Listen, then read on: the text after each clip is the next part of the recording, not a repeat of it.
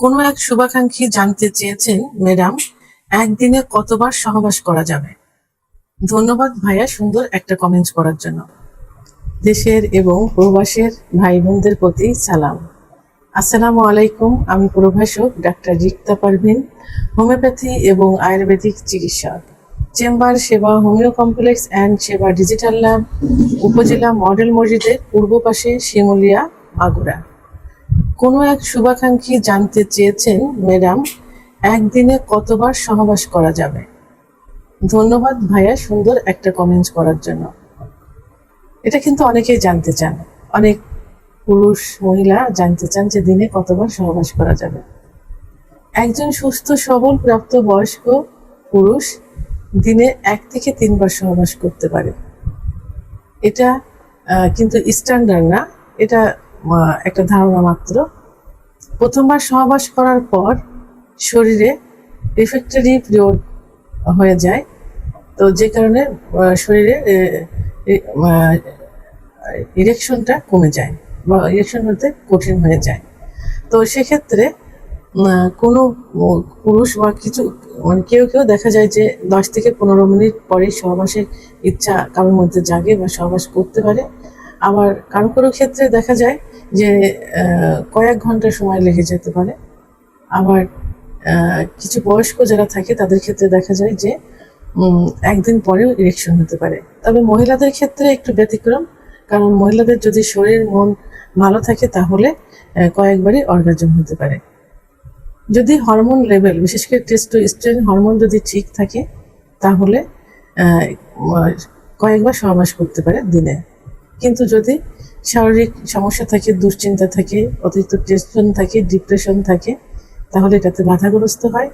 কিন্তু যদি স্বামী স্ত্রীর সম্পর্ক ভালো থাকে, পারফরমেন্স ভালো থাকে, ভালো সম্পর্ক থাকে, তাহলে কয়েকবার সহবাস করতে পারে। তাহলে আগ্রহটা বেড়ে যায়, সহবাসের আগ্রহটা বেড়ে যায়।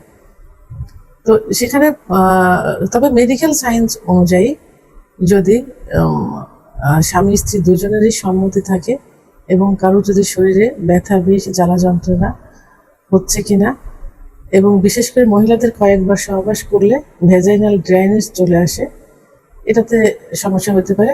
তাই কতবার সহবাস করতে পারি এটা না ভেবে দুজনের জন্য কতটা কমফোর্টেবল, এটাই আসল বিষয়। সহবাসটা যে শুধু কতবার গণনা করলাম এটাই কিন্তু আসল বিষয় না। সহবাস করে দুজন কতটা শান্তি পাচ্ছে, কমফোর্টেবল হতে পারছে, এটাই কিন্তু দেখার একটা বিষয়।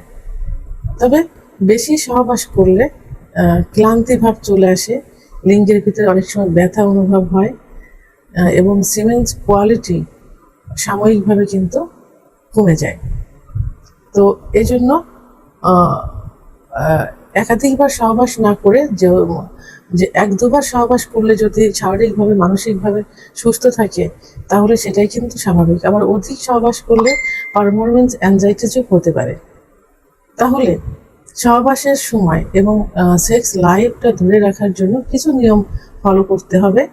যেমন প্রোটিন এবং পুষ্টিকর খাবার খেতে হবে বেশি করে, পরিমিত পরিমাণ পানি পান করতে হবে, রাতে 6 থেকে 8 ঘন্টা ঘুমোতে হবে, ধূমপান মদ্যপান থেকে দূরে থাকতে হবে, সঠিক লাইফ স্টাইল মেনে চলতে হবে। এভাবে করলে হেলদি সেক্স লাইফটা ধরে রাখতে পারে। তবে গুরুত্বপূর্ণ একটা বিষয় হলো, একদিন 1-2 বার যেটাই হোক না কেন, যতক্ষণ শরীর ঠিক থাকে, শরীরে কোনো ব্যথা বিষ না থাকে, দুজনই সুখ অনুভব করে এবং দুজনই কমফোর্টেবল মনে করে, সেটাই কিন্তু স্বাভাবিক একটা বিষয় বা সেটাই স্বাভাবিক। ভিডিওটি সম্পর্কে যদি কোনো মতামত থেকে থাকে অবশ্যই কমেন্টসের মাধ্যমে জানাবেন। আর ভিডিওটি ভালো লাগলে লাইক, কমেন্ট, সাবস্ক্রাইব করে আমার সঙ্গে থাকুন। আল্লাহ হাফেজ। আগামী 14 তারিখে প্রচারিত হতে যাচ্ছে গরিবের ঘরের রাজপুত্র নাটকের 8তম পর্ব। আর 8তম পর্ব কেউ মিস করবেন না, কারণ অনেকের জীবনে এখন 2 জন স্ত্রী, মেঘলা ও বৃষ্টি। পরিস্থিতির চাপে পড়ে অনেক বৃষ্টিকে বিয়ে করেছিল, কিন্তু মেঘলাকে সে এখনো আগের মতোই ভালোবাসে। মেঘলা কিছুই জানে না, সে ভাবে অনেক শুধু তারই। অন্যদিকে বৃষ্টি মনে করে অনেক এখন তার স্বামী এবং তাকে সময় দিতেই হবে। আর এই জন্য মেঘলাকে দেখা যায় সে অনিককে বারবার ফোন করতে থাকে, কারণ অনিক তো মেঘলাকে সময় দিচ্ছে না।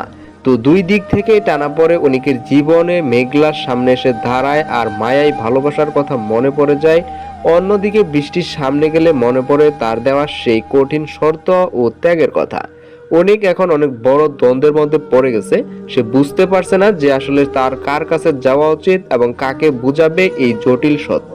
একদিন প্রকাশিত হয়ে যাবে অনিকের জীবনে কি আসলে সত্যি জ্বর উঠবে, এইসব নিয়ে বিশাল একটা টেনশনের মধ্যে পড়ে যাবে অনিক। আর ঠিক তখনই অনিক ফেঁসে যাবে, কারণ অনিক যে বৃষ্টির সাথে ফোনে কথা বলছে এই ব্যাপারটি মেঘলা দেখে ফেলবে। এবং মেঘলা যখন অনিকের কাছে মোবাইল চাইবে এবং অনিক যখন মোবাইল দিতে বাধ্য হবে, তখন মেঘলাকে দেখা যাবে সে মোবাইল গেটে বৃষ্টির নাম্বারটি পেয়ে যাবে। তাহলে কি এখনোই ফাঁস হয়ে যাবে অনিকের সকল গোপন তথ্য? হ্যাঁ ভিউয়ার্স, এটি দেখতে হলে আপনাদের চোখ রাখতে হবে গরিবের ঘরের রাজপুত্র নাটকের 8তম পর্বে। আর 8তম পর্বটি প্রচারিত হবে আগামী 14 তারিখ অর্থাৎ 14 মার্চ শনিবার দুপুর ঠিক 12টায়। আর এই নাটকটি আপনারা দেখতে পারবেন শুধুমাত্র কারোহিম ইউটিউব চ্যানেলে। তো ভিউয়ার্স, কারা কারা নাটকটির জন্য অধীর আগ্রহী রয়েছেন তারা অবশ্যই কমেন্ট করে জানিয়ে যাবেন। আর আপনাদের কাছে অনুরোধ থাকবে, আপনারা যারা আমাদের চ্যানেলে নতুন তারা অবশ্যই চ্যানেলটিকে সাবস্ক্রাইব করে আমাদের পাশে থাকবেন। ধন্যবাদ।